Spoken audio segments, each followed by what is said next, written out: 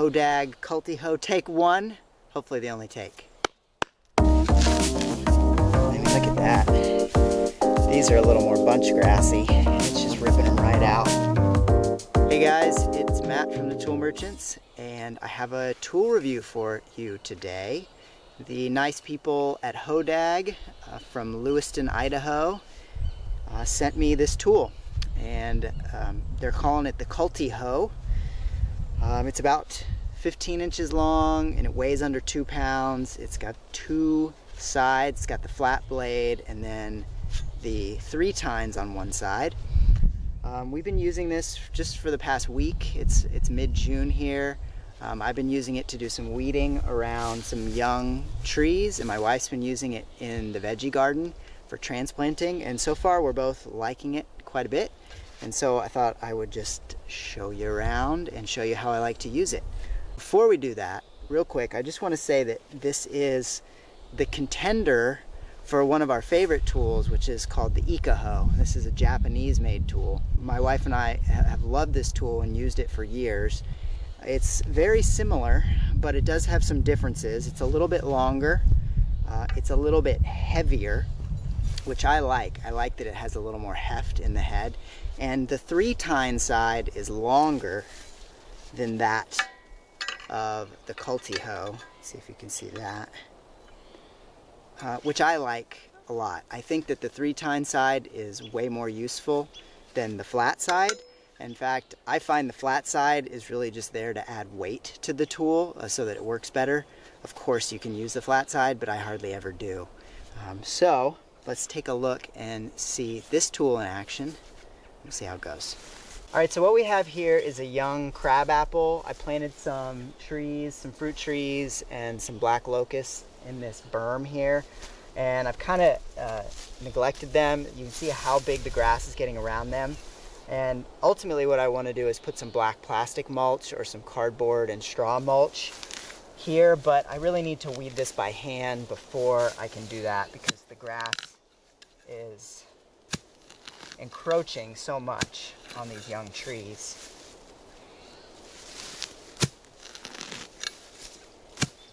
So the way I like to use this tool is to hit the 3 tines into the ground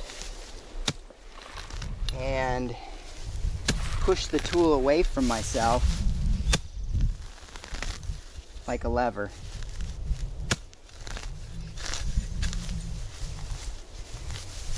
And while I may not get 100% of the roots, that's going to allow me to get a good portion of them. Now, if I were going to use the flat-bladed side, I would hold some grass by the top and I would almost scalp. That actually worked pretty well. I feel like that leaves more roots than the prying does. I don't have any scientific proof that that's true, but that gives you an idea of how you could use both sides.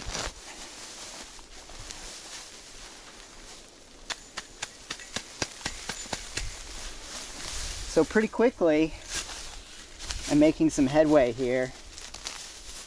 Probably be nice to have a foot or 18 inches of cleared ground. It's a nice place to add some fertilizer where the grasses aren't going to compete so much.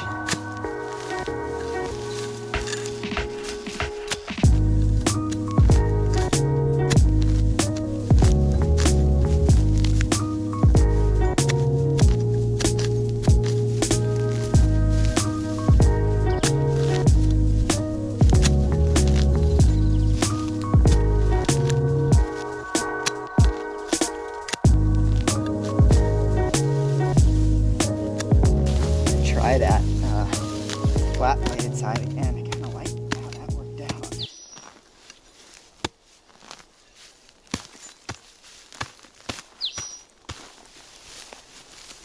All of these tops can get saved, and when cardboard goes down, these can get laid on top of that as well. If you're not careful, especially if it's going to rain or if you live in a wet climate, our summers tend to be really dry. These will, if you leave them laying on the ground, they'll just grow. They'll set down roots and keep growing. I'm gonna grab the Ika Hoe, see how it feels differently to me. It has an oval handle, more like a hammer, whereas the Hoe Dag has a round handle. I was really pleased to see that Hoe Dag sells replacement handles and pins for replacing the handle on their website, and they're only $7, which is really reasonable. I like that they put the hanging hole on the handle. That's a nice touch. The handle is varnished, which I don't like. I would prefer tool makers to just leave their handles raw so that they can be oiled. Varnish looks nice, but over time it gets really brittle and it cracks, and it's really uncomfortable at that point, and it's a pain to clean up. It's really dusty if you want to sand it and that sort of thing. The Ika Hoe is guilty of that as well. You know, I understand why a tool maker would want to do that. The handle's going to look a lot better when it comes out of storage, when it comes out of the warehouse, sitting in a store. It's going to look better if it's been varnished, but still, I would prefer an unvarnished handle.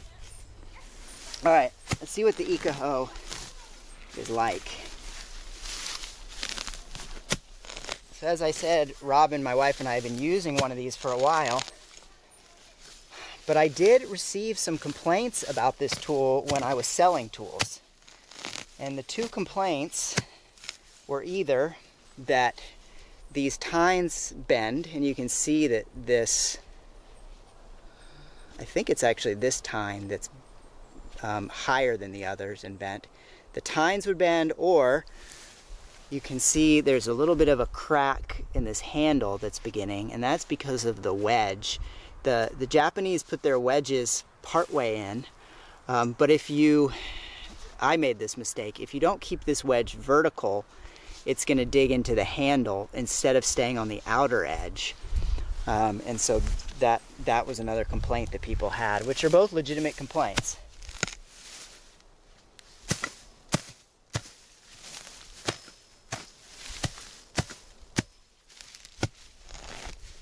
Now, something I notice is that this goes in the ground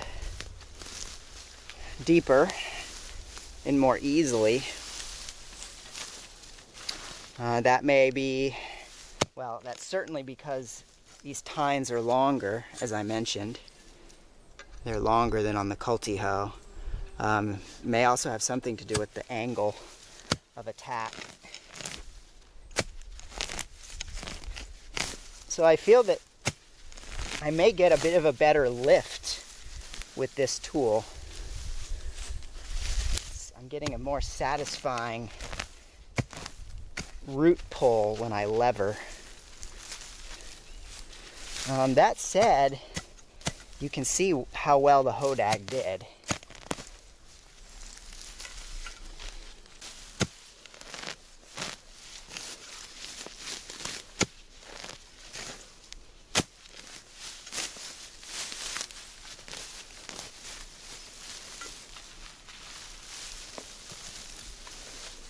So in all of about 5 minutes, we were able to clear this up nicely.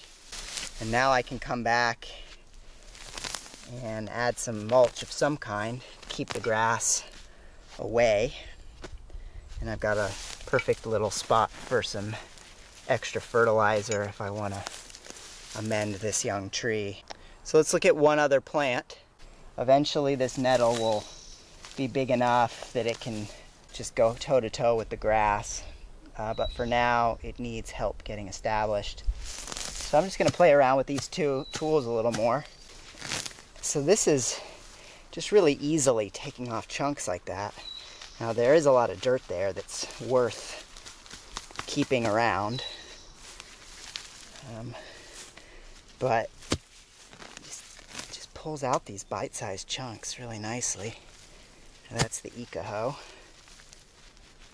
Now let's try the Hoe Dag. Yeah, the Hoe Dag's doing it too. Now some of this is going to depend on just your soil and what kind of plants are growing. These are kind of, these grasses are more mat-like. They're less of a bunch. But as you can see, it's working great. I do feel that the Ika, I don't know, somehow it's more satisfying. I get more of a bite. But again, that's just the length of those tines. So I don't know if lengthening the tines would be feasible on the Culti Hoe. Now, part of the beauty of this tool is also its curse. Because it has these long tines, and because they're forged, they're going to be softer. So they're more likely to bend. They're longer and they're softer. Whereas the Culti Hoe, these tines are shorter and they're harder. So it's less likely to bend. Now it may be more likely to break. But I think that would be tough. That'd be tough to do with such a short handle. If this handle were this long, you'd probably be able to break it.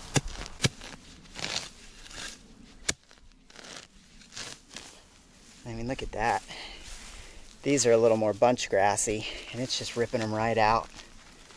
So this is a great little tool. You know, I think if you are older and maybe your wrists get tired, you'll appreciate that it's a little bit lighter.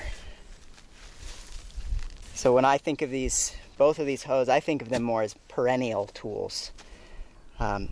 There's really only one way I use these in the annual vegetable garden, and I'll show you that in just a minute. And Robin really likes to use this kind of tool for that. But this is a tool that I use for weeding around young perennials or in like a border bed where I have flowers and other perennials. And as you can see, I use it for weeding, taking out grass, or I'll also use it just to soften dirt. So if I'm working up a border bed or an area in the spring, I want to add a little fertilizer perhaps, I'll use the tines to just cultivate and mix in whatever I'm adding to the soil. Let's go over to the annual vegetable garden and we'll show you one other way that you can use this type of garden tool. Hey guys, just a little tool review interlude for all you plant lover permaculture people. This is a Goomy, which is a shrub. I don't know where it originates, but it is a nitrogen fixing bush.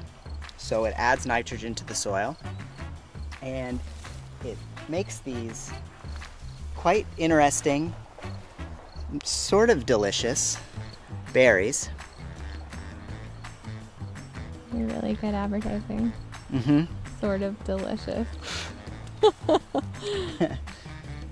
Robin just told me that was bad advertising, sort of delicious, but I'm not selling them. So these are good. There's different varieties. This is like the fat one. I forget what they're called. I should look it up for you. But this bush, it requires nothing. I mean, a little bit of water to get established. Super duper easy to grow. It's pretty. It makes fruit before a lot of other things. It's pretty early. And there's a fruit tree right there. That's an apple. It goes really well with fruit trees because it fixes nitrogen. It's just a nice companion.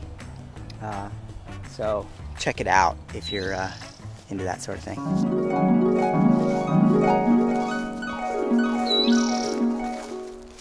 All right.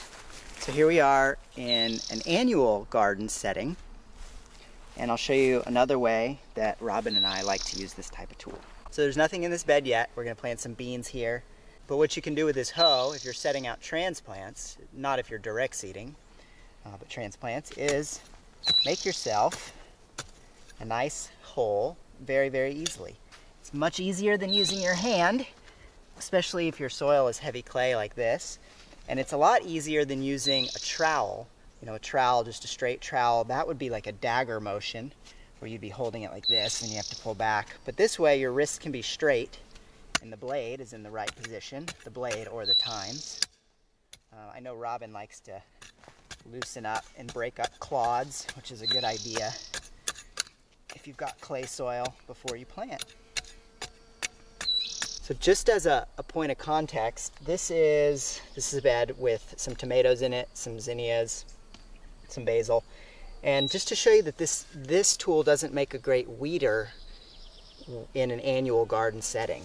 You know, you can do some cultivating, which is all right. But for weeding, it's really nice to have something that you can slice with and scrape with. So I'll show you that in another video, but just wanted to give you that context that I feel like this type of tool really works best in a perennial setting and in a preparatory setting, so when you're preparing beds, but less useful when you have annual vegetables in the ground already. So what do I make of these two tools? I think they're both excellent. Because of the tine issues, the bending of the tine and the splitting of the handle, I have to recommend this tool first. I think it's going to last longer and it's going to perform nearly as well as this. Maybe I prefer the way this tool feels a little bit, but for reliability, I think you're going to get more distance out of this tool. It's also made in the United States, which is really neat. It's made by a really small company. It's family owned. It's always great to support people like that. So I'll have links to where you can buy all these. HoeDag.com is one, and I think it's available other places. And I'm going to continue using this year. So I may not update this video, but I will update the description below with any new thoughts and new experiences with this tool. So thanks for watching, and I'll see you next time.